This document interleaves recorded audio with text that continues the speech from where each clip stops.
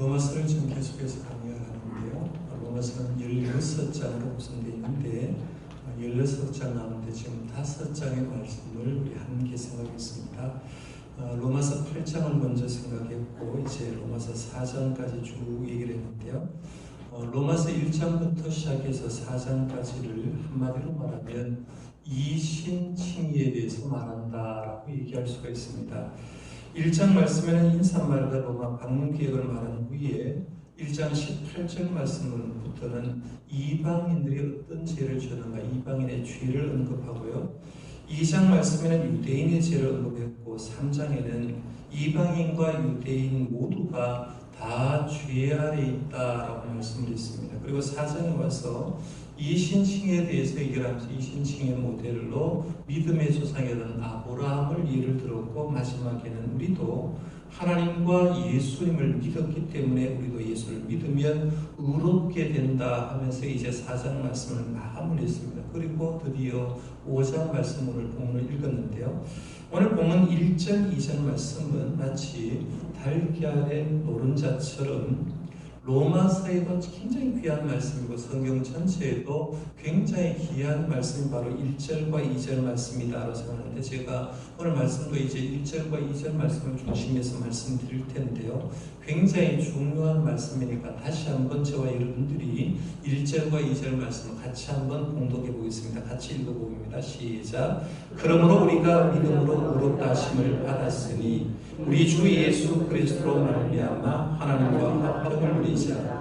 또한 그로 말미암아 우리가 믿음으로 서 있는 이 은혜에 들어감을 얻었으며 하나님의 영광을 바라고 즐거워하느니라. 아멘. 1절 2절 말씀이 굉장히 귀하다고 말씀드렸는데 여러분 한번 읽었으니까 제가 이 말씀을 세번역 성경으로 또 한번 읽어드릴 테니까 여러분 여러분의 번역서를 한번 보시면서 들어보시길 바랍니다. 세번역 성경입니다. 그러므로 우리는 믿음으로 의롭다 하심을 받았으므로 우리 주 예수 그리스도로 말미암아 하나님과 더불어 평화를 누리고 있습니다. 우리는 또한 그리스도로 말미암아 지금 서 있는 이 은혜의 자리에 믿음으로 나오게 되었으며 하나님의 영광에 이르게 될 소망을 품고 자랑을 합니다라고 세번역 성경에 이제 번역을 했습니다. 오늘 본문 1절 말씀 시작하는 말씀 한번 다시 보십시오. 그러므로 우리가 믿음으로 의롭다 하심을 받았으니 라고 얘기하는데 예수님을 믿는 사람, 예수님의 십자가 부활을 믿고 그 예수님을 보내주신 하나님을 믿는 사람들은 이신칭의의 복을 누렸다는 거죠. 아브라함이 믿음으로 의롭다함을 칭하듯이 우리도 예수님을 믿음으로 통해서 하나님께서 우리를 하나님의 자녀로 의롭다고 인정해 주셨다라고 얘기하는 거예요. 우리가 하나님 앞에서 내가 하나님의 자녀로 이신칭의 복을 받았다고 하는 거는요, 놀라운 축복이 아닐 수가 없습니다. 일반적으로 믿음은 하나님의 선물이라고 얘기합니다. 내가 좀 믿음이 있다, 참 내가 믿음이 들어갔다라고 할 때 내가 믿음을 찾은 것이 아니라 하나님이 그 믿음을 선물로 주셨다는 거죠. 아브라함이 여러분 잘 생각해 봐요. 아브라함이 하나님을 믿었더니만 의로 여겨졌다라고 하는데 그 모든 배경에 누가 있느냐면 하나님이 아브라함을 불러주시고 하나님께서 약속해 주시고 하나님께서 모든 여건을 허락해 주셔서 그냥 아브라함이 한 일은 뭐냐면 하나님의 섭리를 믿는 것밖에 없었다는 거죠. 그러면 우리의 믿음도 그렇다라고 얘기합니다. 지금 우리가 예수님을 구주로 영접하지만 구원의 근거는 하나님이 다 마련해 주셨죠.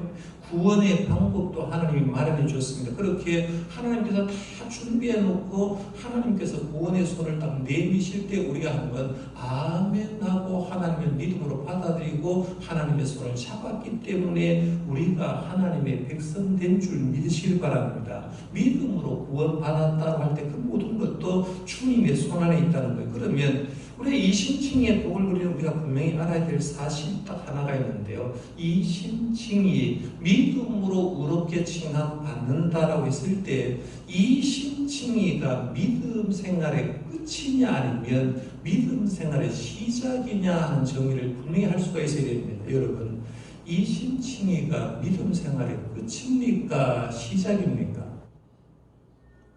여러분 어떻게 생각해요? 내가 하나님을 믿음으로 통해서 하나님 나를 의롭다고 인정해 주는 게 믿음 생활이 끝난 겁니까? 아니면 그때부터 믿음 생활이 시작되는 거냐는 거예요. 거예요. 시작입니까? 끝입니까? 시작이라는 대답을 해주셨습니다. 그렇습니다.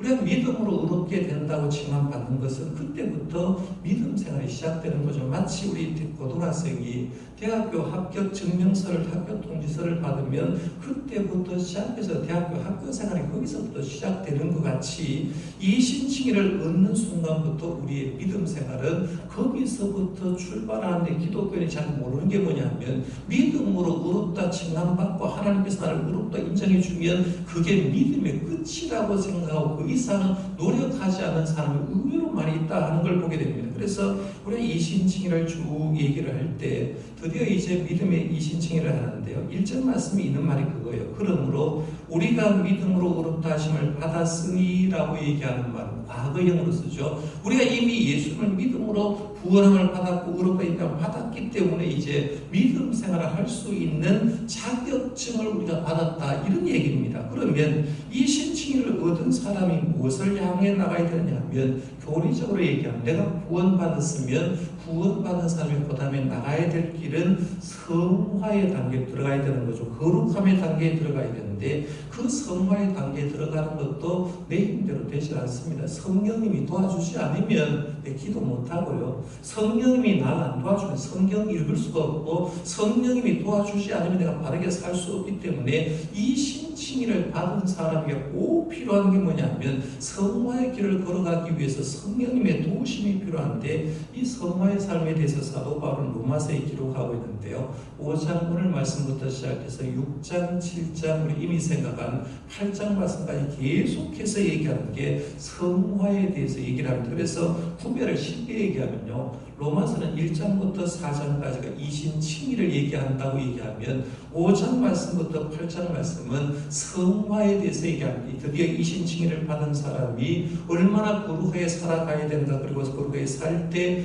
우리의 믿음으로 능력으로 안 되니까 성령님의 능력으로 된다 하는 걸 얘기를 하고 있는데요. 그러면 우리 말씀 가만히 한번 생각해 보면서, 이미 우리들은 이제 예수를 구주로 믿었어요. 예수를 보내준 하나님을 믿었습니다. 드디어 이제 이신칭의를 얻었는데, 그러면 지금 사도 바울이 로마교회 편지를 쓰면서 너희들도 예수를 구주로 믿었기 때문에 이신칭의를 얻었다라고 선언하면서 너희들의 삶을 얘기하는 거예요. 그래서 오늘 말씀 1절 말씀 딱 시작하는 말이 그 얘기죠. 그러므로 우리가 믿음으로 의롭다 하심을 받았으니, 쉽게 말하면 이신칭의의 복을 얻었으니라고 하면서 로마 교인에게 너희들은 이신칭의의 복을 얻었다고 선언을 해주는 거예요. 그래서 어떤 학자들은 이 로마서 5장 말씀이 어떤 장이냐 했을 때 이신칭의 선언장이라고 얘기합니다. 그러니까 예수를 믿는 사람이 의롭다고 선언해 주는 장이 로마서 5장이다라고 이렇게 얘기하는데요.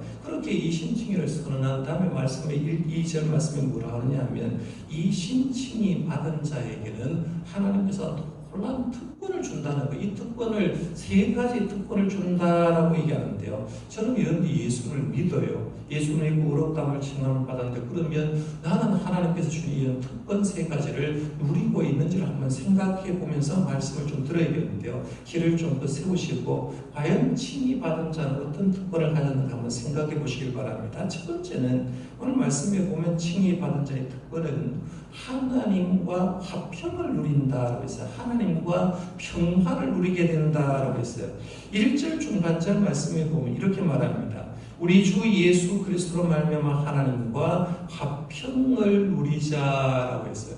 하나님을 믿고 예수를 믿는 사람들이 이신칭의 복을 얻으면 첫 번째 오는 복이 평화, 화평의 복이 온다라는 얘기예요.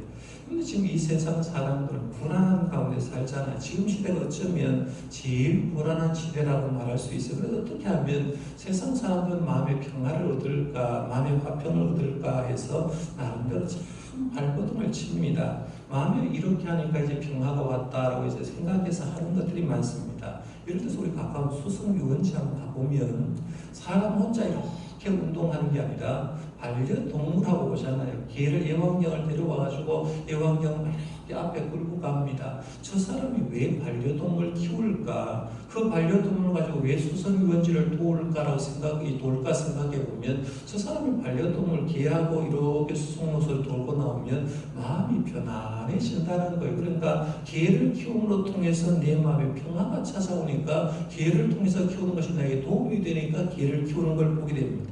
사진 작가들은 조금 절정 있는 장소에 새벽에도 가가지고 사진을 한 컷 더 멋진 사진을 찍으면서 그러면서 마음의 평화를 누리고 그런 사람도 있고요. 때로는 이제 가족들과 늘 사람 북적대고 살다가 조용한 곳에 가족을 떠나서 혼자 있다가 보면 마음이 편안해질 때가 있어요. 그래서 제가 가끔씩 그런 얘기합니다. 여러분 은혜 받고 싶으면 진짜 조용한 곳에 혼자 가서 세월을 보내면 굉장히 마음이 편해지고 은혜가 있을 겁니다 라고 얘기할 때가 있는데요. 가족과 떨어져서 혼자 조용한 시간이 있을 때 평화가 찾아올 수 있어서 그런 사람도 많습니다. 요즘 이제 우리 한국에 낚시가 많이 유행이지 않습니까? 그래서 방송에서 낚시를 하는데 바다에 가서 낚시를 던지고 조용하게 앉았더니만 마음의 평안이 찾아왔다라고 생각하는 사람도 있습니다. 이렇게 해서 마음 평안 얻으려고 노력하는 거예요.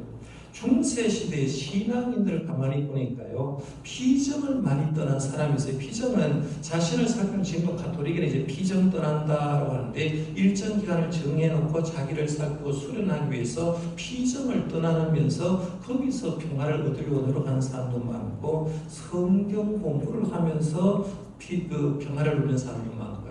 또 요즘 같으면 수도원 탐방을 하면서 굉장히 수도원이 다 시골로 또 그렇게 좋은 절경이 지었기 때문에 수도원을 방문하면서 평화를 누리려고 하는 분도 이외로 많이 있습니다. 그런데요, 이렇게 세상적인 방법을 해도 평화를 조금 느낄 수가 있습니다. 예를 들면 조용한 곳에 가서 수도원에 가서 이렇게 평화를 누릴 수가 있는데, 사실은 그런 평화는 오늘 성경 말씀에 얘기하는 평화하고는 거리가 좀 멉니다. 오늘 말씀에 보면 이제 칭의 받은 자의 평화를 얘기할 때 이렇게 말하죠. 우리 주 예수 그리스도로 말미암아 하나님과 누리는 평화를 진정한 평화라고 한다라고 했어요.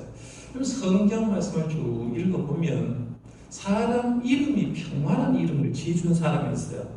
누굽니까? 우리가 잘 아는 다윗 왕에 이어서 왕된 사람 이름이 누구예요? 다윗의 아들이 왕이 되었잖아요. 이름이 누구예요? 솔로몬 아닙니까? 솔로몬. 이 솔로몬은 샬롬이거든요. 평화를 얘기하는 거예요. 이 솔로몬의 이름은 평화인데 이 다윗과 바세바 사이에서 얻은 아들이 이제 솔로몬입니다. 그러면 다윗과 이제 바세바 사이에서 얻은 몇 번째 아들이냐 하면 보통 사람들이 이제 두 번째 아들이 이 솔로몬이라고 생각하는데, 성경 말씀을 쭉 읽어보면 그게 아니라 죽은 아들 포함하면 이제 그 솔로몬은 다윗과 바세바 사이에서 다섯 번째 태어난 아들입니다. 다섯 번째 태어난 아들이 이제 솔로몬인데요.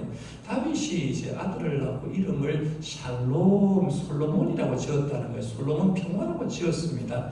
그러면 우리가 생각할 때 저 사람 이름을 이제 평화라고 짓죠. 우리 한국에도 화평이라고 이름 짓는 거 있잖아요. 우리 교회 청년 가운데도 화평이라는 이름이 있는데, 이름을 예를 들어서 저 사람의 이름을 평화라고 짓거나 혹은 반대로 화평이라고 이렇게 지으면, 이름만 지으면 평화가 오냐는 거예요. 이 솔로몬을 지었습니다. 다윗이 솔로몬이라고 이름 평화라고 지었는데, 나단 선지자를 보내가지고 하나님 뭐라고 하느냐 하면 이름 하나 더 지어줄 테니 이름을 받으라라고 해서 이 솔로몬 이름에다가 이름을 하나 더 지어줍니다. 그 이름이 뭐냐 하면 여디디야라는 이름을 줘요. 이 여디디야라는 이름의 뜻은 뭐냐 하면 여호와께 사랑을 입은이라는 뜻이에요. 하나님께 사랑을 입은. 그러니까 쉽게 말하면 이런 겁니다. 우리가 평화를 얻을 수 있을 때 내가 그냥 평화를 누리는 게 아니라 하나님의 사랑을 입으면 자연적 저 사람 속에는 마음의 평화가 있는 거죠. 솔로몬을 얘기할 때 이름이 여디디야, 하나님이 주신 이름 여디디야가 있고 사람이 지는 솔로몬 평화가 있는데, 하나님께부터 사랑을 입으니까 그 사람 속에 평화가 이루어진다, 이런 얘기를 하는 거예요. 그래서 우리가 평화를 얘기할 때 지금 불안하잖아요. 불안하고 마음이 답답한 사람도 있을 겁니다. 왜 내가 불안할까? 이유는 뭐냐면 우리가 이 세상에 아무리 노력해도 진정한 평화가 없어요. 그 평화는 어디 오느냐면 위로부터 하나님의 사랑을 덧입을 때 우리 속에 평화가 일어나는 줄 믿으시길 바랍니다. 오늘 우리 찬송이 15장도 그렇고 설교 후에 부를 413도 그렇고 전부 다 평화가 어디서 내려오냐 했을 때 평화는 위에서부터 내려온다는 강조하는 그런 찬송을 제가 선택했는데요. 평화는 전부 다 그렇다는 거예요. 예수님도 그런 말씀했잖아요. 요한복음 14장 27절에 보면 평화에 대해서 이렇게 이야기합니다. 평화를 너에게 끼치노니고 나의 평화를 너에게 주노라. 내가 너에게 주는 것은 세상에 주는 것과 같이 아니하니라. 너희는 마음에 근심하지도 말고 두려워하지도 말라 말하면서 평화를 너에게 주는데 내가 주는 평화는 세상에 주는 평화와 같지 않다라고 하는 거예요. 그런데 세상에 추구하는 평화는요, 외적인 평화입니다. 쉽게 말하면 전쟁하지 않으면 평화가 온다. 외적인 평화예요. 그런데 하나님이 주신 평화는 내적인 평화입니다. 세상이 흔들려도 하나님 주신 평화는 내적으로 오기 때문에 문제가 없어요. 세상의 평화는 일시적인 평화라고 얘기하면 하나님이 주시는 평화는 영원한 평안이라고 이렇게 말할 수가 있어요. 그래서 우리가 예수님을 구주로 영접하고 이신칭의 복을 얻으면 어떤 복이 있냐면 하나님과 관계가 회복되는 거죠. 하나님과 죄로 인해서 관계가 단절되었다가 하나님과 회복이 되게 되면 결국에는 하나님과 내 사이가 회복이 되고 이웃과 이웃 사이에 회복이 되고 이웃과 나 사이에 회복이 되고 나와 나 사이에 회복이 되면 그동안 맡긴 온담이 허물어지면 자연적 하나님 관계가 쭉 형성되므로 내 마음이 평안해지는 거예요. 우리가 쉽게 그런 얘기하죠. 예수 믿으면 첫 번째 얻는 복이 뭐냐 하면 마음이 편안해져 라고 이런 얘기 하잖아요. 잘 몰라도 뜻은 몰라도 예수 믿으니까 마음이 너무 편안해. 이유가 뭐냐면 예수 믿고 하나님과 관계가 회복되니까 하나님 안에 있는 평화가 우리 속에 들어오는 거죠. 그러니까 우리가 쉽게 잘 몰라도 예수 믿어보니까 너무 좋아. 세상이 바뀌어도 예수 믿으니까 마음이 너무 편해. 이게 예수 믿으면 오는 평안의 복이라는 거예요. 그래서 하나님 앞에서 의신칭의 복이 첫 번째는 하나님과 평화를 누린다. 화평을 누린다는 거예요. 저와 여러분이 지금 시절이 어려울 때 하나님과 관계를 잘하고 이미 이신칭의 복을 얻었기 때문에 이 평화를 누리고 살아갈 수 있기를 바랍니다. 주님이 내 속에 들어와 계시기 때문에 그렇다는 거예요. 두 번째 칭의 받은 자의 특권이 뭐냐라고 하면 은혜의 보좌로 나아갈 수 있다는 거예요. 2절 말씀 한번 보십시오. 2절 말씀 상반절에 보면 또한 그로 말미암아 우리가 믿음으로 서 있는 은혜에 들어감을 얻었으며라는 거예요. 내가 진짜 이신칭의 복을 얻고 하나님의 사람이 되었으면 그 사람은 지금 어디에 들어가느냐 하면 은혜에 들어감의 축복을 얻을 수 있다는 거죠. 그러니까 들어감의 축복을 얻을 수 있는데 제가 이해를 돕기 위해서 여러분 사진 하나 보여드리겠습니다. 헤롯 시대의 성전 사진입니다. 성전 사진인데요.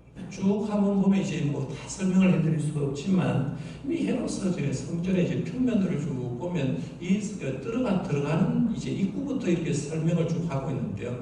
들어가서 처음에 있는 게 뭐냐면 이방인의 뜰이 있고요. 그 다음에 조금 더 성전 안에 이제 네모 박스 중간 가운데 들어가 보면 여인의 뜰이 있습니다. 여인들이 들어가는 뜰이 있고 그 다음에 조금 더 또 담을 치어서 저 안에 들어가면 이스라엘 남자만이 들어가는 뜰이 있어요. 그 다음에 저 뒤편에 보면 보일런지 모르지만 제사장의 뜰이라고 이름 보입니까? 제사장의 뜰이라고 있어요.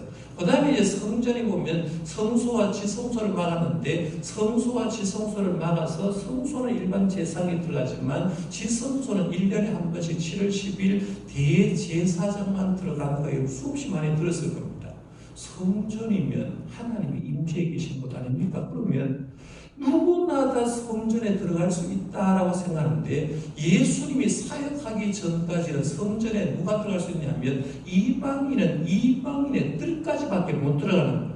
이방인은 예를 들어서 우리 교회로 얘기하면 저 성전마당 제일 끝에까지밖에 못 놉니다. 그런데 이방인의 뜰인데 거기에 성전 네모 박스 안에 담을 만들어 놨거든요. 그러면 그 담에다가 뭐라고 붙였느냐 하면 이 뜰을 지나가고 만약에 이방인에게 이 뜰을 넘는 자에게는 사형에 처한다라고 팻말을 붙여놓은 거예요. 이방인이 만약에 유대인들이 뜰에 들어가면 그 사람은 사형에 처해 죽습니다. 그 다음에 그럼 유대인은 마음대로 성전에 들어갈 수 있는가라고 했을 때 유대인들은 뜰에 들어가는데 유대인의 여자는 여인의 뜰밖에 못 들어가는 거예요.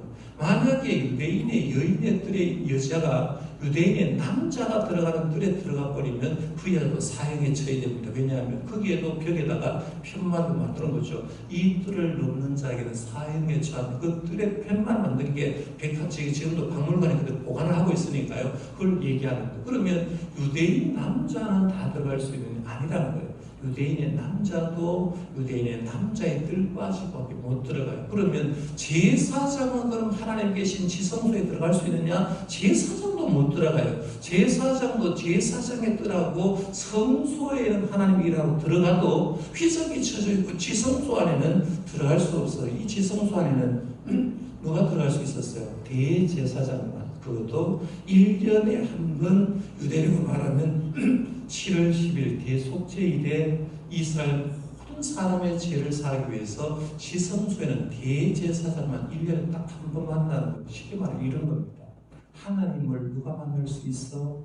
대제사장이 1년에 한 번만 만나도록 하는 거예요. 그래서 속죄함을 받고 믿는 거예요. 그러면 일반 백성이 하나님을 만난다는 건 구약시대에 상상할 수 없는 얘기죠. 그런데 그 힘든 일을 누가 하셨느냐 하면 예수님이 해주셨다는 거예요. 우리가 너무나 설교 많이 들었어요. 예수님이 십자가에 달리셔서 요한복음 19장 30절에 보면 다 이루었다라고 합니다. 다 이루었다고 예수님이 운명하는 순간에 성경 말씀 누가복음 23장 46절에 보면 성소의 휘장이 한가운데가 찢어졌더라 했어요. 예수님의 십자가의 죽으심으로 성소의 휘장이 찢어졌다, 한가운데 찢어졌다는 말은 이제는 예수님의 죽으심을 믿는 사람은 제사장도 마음껏 하나님 할 수 있고 유대인 남자도 만날 수 있고 유대인 여자도 만날 수가 있고 일반 이방인들도 예수를 믿는 사람 누구나 다 하나님을 만날 수 있다는 그런 상징으로 휘장을 공개적으로 열었다는 거예요. 그래서 예수님이 열어주신 그 문을 통해서 들어가면 누구나 다 풍성한 은혜의 세계에 들어가는 거죠. 그래서 지금 이런 거예요.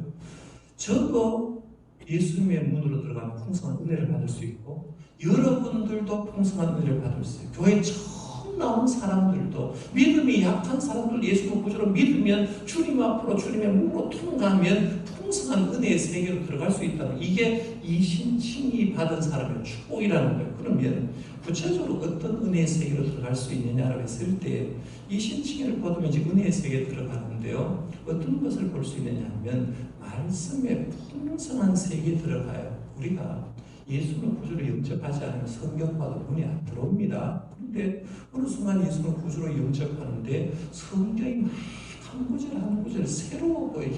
이게 바로 나를 위한 말씀이다 하면서 성경을 읽으면서 성경이 막 눈뜨려서 풍성한 성경 말씀의 세계로 들어가는 걸 봅니다. 그러니까 여러분들이 은혜 받고 나면 진짜 이신칭의 복을 얻고 나면 말씀의 맛이 느껴지는데 이렇게 좋을 수 없는 그런 말씀의 맛이 있는 거예요. 풍성한 말씀의 세계로 들어가요. 그 다음에는 은혜의 세계로 들어가는 것은 기도의 세계로 제가 구체적인 예를 드는 겁니다. 기도의 세계로 들어가는 겁니다.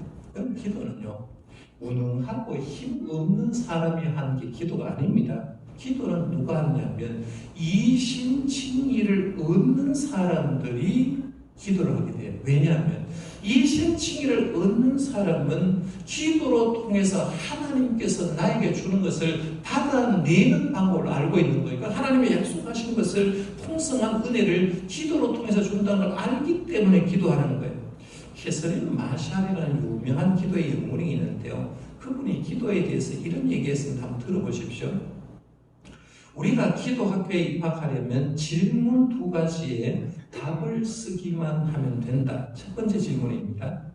네가 꼭 필요한 것이 있느냐? 이렇게 질문한다. 그러면 이 질문에 대해서 예, 있습니다라고 답을 써야 된다. 예를 들어서 여러분들 제가 가가지고 집사님 꼭 필요한 거 있습니까? 이렇게 물었을 때 예, 있습니다라고 하면 기도가 들어가는 거예요. 그런데 아무리 생각해봐도 필요한 게 없어. 요즘에 기도를 왜 안 하냐 하면 필요한 게 없으니까 기도 안 하는 거예요. 그런데 기도 학교에 입학하려고 하면 첫 번째 질문이 네가 지금 꼭 필요한 것이 있느냐 물었을 때 예, 있습니다. 이렇게 대답을 해야 기도 학교에 들어간다고. 그러면 첫 번째 대답한 사람이 두 번째 질문을 합니다. 필요한 것을 네 힘으로 도무지 얻을 수 없느냐? 내가 그렇게 무력하다고 느끼는가? 이렇게 묻습니다. 네가 지금 만약에 필요하다고 했을 때 하나님 내게 뭐가 필요합니다라고 했을 때 그게 네 힘으로 가능하냐? 네 그 못하냐? 이렇게 묻는다는 거예요. 그러면 내 힘으로 가능하다 기도에 들어가지 않습니다. 그런데 내 힘으로 도무지 얻을 수 없느냐, 그것을 할 수 없도록 네가 무력하다고 느끼냐고 했을 때 그때 예라고 대답하는 사람은 그 답안지 두 가지 답안지를 들고 당당하게 예수님의 이름 앞에 가지고 그 문제를 가지고 나아가라 했어요. 이해갑니까? 내가 기도를 하는데 기도의 은혜를 왜 못 받느냐면 꼭 필요한 것 있느냐 물었을 때 얘기를 못하고, 그 다음에는 그 필요한 것이 있다 할 때 네 힘으로 도무지 얻을 수 없느냐, 네가 그렇게 무력하다고 느끼냐 했을 때 무력함을 느껴야 기도하는데 느끼는 그 사람 그 문제를 가지고 하나님 앞에 나가지고 당당하게 예수님의 이름으로 주십시오라고 하면 주님께서 주신다는 거예요. 이게 바로 기도라고 볼 수 있다는 거예요. 그러면 이 말씀을 가만히 보면서 필요한 것이 있을 때마다 내 힘으로 도무지 해결할 수 없다고 생각할 때 그때 우리는 예수님의 이름으로 당당하게 기도하게 되면 기도로 사는 축복을 받고 기도의 세계로 은혜를 받을 수 있다는 거. 이게 은혜 받은 자가 할 수 있는 거죠. 그 다음에는 우리가 이제 은혜의 세계로 들어간다는 것은 풍성한 성령의 세계로 들어가는 거예요. 이신칭의를 보고 성령의 은사들 많이 있잖아. 예를 들면 방언부터 시작해서 여러 가지 은사가 있는데 이런 성령의 세계로 한번 들어가 보는 거예요. 하나님의 세계에 들어가 보는 거예요. 은혜 받으면 이런 거예요. 내가 이신칭의 복을 받는 사람은 이런 복이 여러분 주어진 줄 알고요. 풍성한 말씀의 세계, 기도의 세계, 성령의 세계, 하나님의 세계로 들어가는 은혜를 누릴 수 있기를 바랍니다. 이런 걸 누려야 재미가 있다는 거예요. 그 다음에 세 번째 우리 칭의 받은 자의 특권 세 번째는 영광을 바라고 즐거워한다 했어요. 2절 하반절 한번 보십시오. 2절 하반절에 보면 하나님의 영광을 바라고 즐거워하는 믿음으로 구원받은 사람들이 뭘 얘기하느냐면 항상 하나님의 영광을 바라고 그 영광을 바라고 즐거워한다라고 했어요. 예수님이 요한복음 17장에 보면 이제 성목의 금요일에 돌아가시고 하루 전에 대제사장적인 기도를 하는데 앞으로 일어날 교회를 위해서 기도하는 내용 가운데 이런 기도를 했습니다. 요한복음 17장 24절입니다. 아버지여 내게 주신 자도 나 있는 곳에, 여기서 내게 주신 자는 우리를 얘기하는 거예요. 우리를 나 있는 곳에 나와 함께 있어 아버지께서 창세전부터 나를 사랑하심으로 내게 주신 나의 영광을 그들로 보게 하시기를 원하옵나이다 했어요. 여기 보면 예수님이 앞으로 날 교회를 위해서 기도하면서 뭐라 하냐면 앞으로 예수 믿고 구원받은 사람이 나의 영광, 예수 그리스도가 얼마나 영광을 누렸는지 그 영광을 그들도 보고 그 자리에 올 수 있도록 그렇게 기도한 걸 봅니다. 성경 말씀에 하나님의 영광을 경험한 사람이 몇 사람이 있습니다. 구약의 예를 들면 모세죠. 모세는 시내산 위에 올라가서 40주 40야를 하나님의 영광에 하나님과 함께 있습니다. 하나님과 함께 있다가 자기가 산 아래 딱 내려왔는데 일반 묘사의 모세의 얼굴을 보니까 쳐다볼 수가 없었어요. 왜냐하면 영광의 하나님하고 함께 있으니까 그 영광의 얼굴의 광채가 하나님의 영광의 광채가 모세의 얼굴에까지 가득하니까 그것이 너무 빛나서 보지 못하는 거예요. 그래서 모세는 얼굴에 수건을 가렸다고 성경에 얘기하는 거예요. 하나님의 영광이 얼마나 대단했으면 반사되는 모세의 얼굴도 광채가 나서 보지 못할 정도였다는 거예요. 신약에 오니까 우리가 알듯이 예수님이 변화산에 올라가지 않습니까? 이 변화산은 다볼산이라고 이렇게 얘기하는데요. 예수님 이제 베드로와 야고보와 요한과 이제 변화산에 올라가가지고 변화를 됩니다. 예수님의 모습, 우리가 그림으로는 성화는 참 멋있는 모습이잖아요. 머리가 수염도 멋지고 옷도 하얀 옷을 입는데 한번 생각해봐요. 예수님 옷이 몇 벌 있었을까요? 예수님 입을 때 아마 단벌 신사 아니겠습니까? 단벌로 깨지지하게 씻기는 거 제대로 씻었겠습니까? 그 시절에 유대인들이 어디 집에 가서 샤워를 했겠습니까? 그런데 예수는 평소 생각하면 그냥 깨지지한 모습으로 제대로 씻지도 못한 모습으로 옷도 깨지지하게 더러웠을 겁니다. 더러우신 모습으로 변화산에 올라가는데 변화산에서 예수님의 본 모습으로 보여주는 거예요. 그래서 성경 말씀에 보면 본 모습을 보여주니까 예수님의 얼굴이 해처럼 빛났다. 초라한 것은 빛과 같이 희어졌다. 예수님이 예수님의 영광의 모습을 보여줘 버리니까, 그러고 나서 이제 거기에서 예수님의 죽으심에 대해서 모세와 엘리야로 더불어서 얘기를 하는데, 그것을 예수님의 세 제자가 봤지 않습니까? 베드로도 보고 야고보도 보고 그렇게 이제 그 야고보와 요한이 봤는데, 그 말씀 그냥 보면서 느끼는 게 뭐냐면, 베드로는 자기가 너무 영광스러우니까 의식하고 자기도 모르는 사이에 고백하죠. 주여, 여기 있는 것이 좋사오니라고 얘기하면서 우리가 초막새서 짓고 여기 좀 거 있으면 좋겠다. 영광이 너무 대단하니까 여기 있으면 좋겠다고 얘기하는 장면이 나와요. 또 한 사람이 예를 들면 로마서의 저자, 오늘 본문의 저자인 사도 바울도 그렇잖아요. 다메섹 도상에서 부활하신 예수 만났는데 정오의 해보다 더 빛난 하나님 부활하신 예수를 만난 거죠. 그 순간 거꾸러지고 눈이 멀었던 걸 보는데요.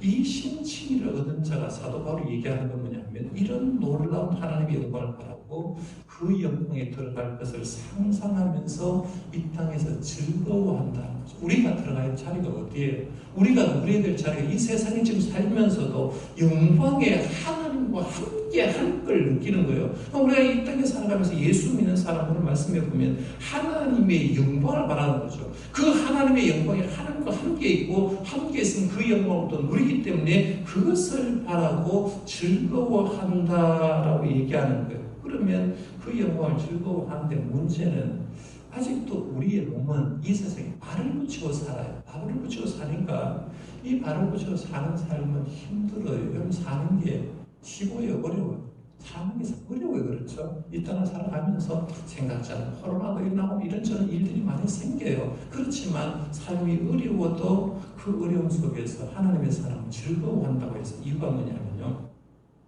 이 신칭의를 얻은 사람은 내 삶의 결과를 알고 있다. 결과를. 내가 어디에 들어가는 존재인지 알고 있다는 거예요. 오늘 본문 말씀 바로 그 얘기예요. 3절에서 5절 말씀 한번 볼까요? 그 얘기를 하는데 3절에서 5절 말씀을 같이 한번 읽어볼까요? 시작. 다만 이뿐 아니라 우리가 환난 중에도 즐거워하니 이는 환난은 인내를, 인내는 연단을, 연단은 소망을 이루는 줄 알미로다. 소망이 우리를 부끄럽게 하지 아니하면 우리의 주신 성령으로 말미암아 하나님의 사랑이 우리 마음에 부은 바 됨이니 했어요. 아마 3절 말씀, 4절 말씀, 이 말씀 우리 잘 아는 말씀일 거예요. 그렇죠? 그런데 여기서 제일 중요한 한 단어만 선택한다면 저는 이 얘기예요. 알미로다. 알미로다. 이 알미로다는 단어가 왜 중요하냐면 이런 겁니다. 내가 이 신칭에서 믿음을 출발해요. 출발하는 이 신칭의를 얻은 사람은 믿음의 과정을 알아요. 내가 대학교를 입학하면 1학년 지나고 2학년 지나고 3학년 지나서 4학년 때 내가 졸업하는 걸 알아요. 그렇기 때문에 입학한 사람은 졸업하는 걸 알기 때문에 그 학기 중에 있는 과정 속에서 힘들어 참아내요. 이걸 고통을 겪어야 학위가 나와. 그래야 취직을 해 라는 걸 안다는 겁니다. 그러니까 신앙생활 하는 사람들도 내가 과정을 다 알아요. 알기 때문에 그 과정 속에서 성령님 힘주면 힘 가지고 하나님의 사랑의 힘으로 이걸 버텨나가는 거예요. 그래서 말씀대로 보면 이런 겁니다. 우리 이 신칭의를 얻어 세상을 살아다 보면 환난 당하죠. 외적인 환난이 지금 환난 당해요. 그러면 환난은 인내를 만들어요. 어려움 당한 사람은 참아요. 근데 어려움을 안 당한 사람들은 죽어요. 자살해요. 그러니까 참을 수 없는 사람 많아요. 환난이 인내를 만들어내고, 인내가 연단을 만들어낸다 했는데, 연단을 쉽게 말하면 단련된 인격을 얘기합니다. 자꾸 참다가 보면 연단이 되는데 단련된 인격이 형성된다. 그러면 단련된 인격, 연단이 형성된 사람들은 결국에는 어디에 들어가느냐 하면 하나님 앞에 들어가는 소망을 가질 수 있다는 거죠. 하나님의 영광에 들어가는 소망을 합니다. 그래서 환난은 인내는, 인내는 연단은, 연단은 소망을 이루는 줄 알미로다라고 합니다. 사도 바울이 로마 교회 편지를 쓸 때 로마 교회에 있는 사람들은요, 예수 믿으면 콜로세 원형 경기장에 들어가서 사자의 밥이 됐을 때, 예수 믿으면 죽는다는 걸 알았다는 거예요. 죽는다는 걸 안 그 사람에게 사도 바울은 뭘 지금 쓰고 있느냐 하면, 이 신칭이 복을 받은 사람들에게 주어진 축복이 뭐냐 하면 하나님의 영광에 들어가, 이 얘기를 하는 거예요. 그러니까 이 영광에 들어가기 때문에 결국에는 사람들은 우리는 지금 현재 환난 땅에도 인내를 하면서 단련된 인격을 가지고 주님을 소망하면서 믿음으로 버텨나간다 하는 겁니다. 그런데 옛날에 훌륭한 사람일수록 고생을 많이 한 사람인지 여러분 알 겁니다. 분재 키우는 분 한번 잘 보십시오. 나무 분재 이렇게 멋있게 나무 이렇게 키우고 보면 분재일수록 멋진 나무일수록 가지가 잘려나가고 묶이는 권한다. 이해갑니까? 값어치가 많은 것일수록 사람의 손길이 훨씬 더 많이 갑니다. 마찬가지로 이신칭의 복을 누리는 성도도 마찬가지라는 거죠. 어려움을 당할 수 있다는 얘기입니다. 어려움을 당할 수 있는데 중요한 건 뭐냐면 우리 믿음의 선배들도 마찬가지로 다 어려움 당하는 삶을 살았는데 그들이 왜 그것을 소망하며 살았냐면 마지막에 하나님의 영광이기 때문에 마지막에 하나님과 누리는 즐거움이기 때문에 지금 현재 당하는 것을 즐겁게 살 수 있었다는 거예요. 그래서 이 영광의 즐거움 때문이라도 현재 당하는 어려움을 믿음으로 이길 수 있었다라고 말하면서 이 신칭의 복을 세 번째 얘기하는 게 영광을 바라고 즐거워한다. 이게 이 신칭의 복을 받는 거예요. 말씀을 맺겠습니다. 우리 이 신칭의 복을 받는 사람은 세 가지 특권이 있다고 제가 말씀드렸어요. 그러면 여러분 이 세 가지 특권을 활용하고 있습니까? 답을 한번 해보십시오. 나는 하나님과 화평을 누리고 있는가? 예수 믿는 마음이 평안한가? 두 번째, 은혜의 보좌로 나아가고 있는가? 예수 믿고 주님은 은혜의 길을 열고 문을 열어놨는데 내가 그 길로 안 들어가 은혜를 몰라. 그러면 나는 그 은혜를 지금 누리고 있는가? 주님은 휘장을 다 열어놓고 들어오기를 바라는데 나는 그 은혜 보좌로 과연 나아가고 있는가? 기도로 말씀으로 나아가고 있는가 하는 것. 그다음 세 번째, 나는 영광을 바라고 즐거워하는가? 이 질문이 세 가지 질문. 이 질문에 아멘으로 답하시고요.